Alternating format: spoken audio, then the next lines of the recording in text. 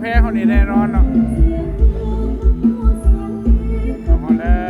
วเนี่ย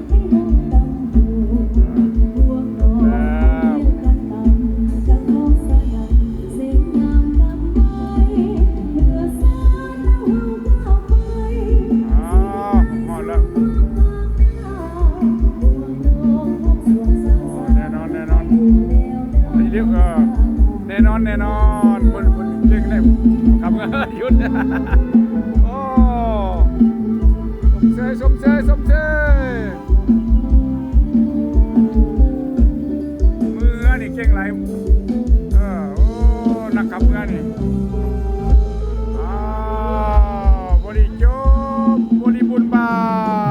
น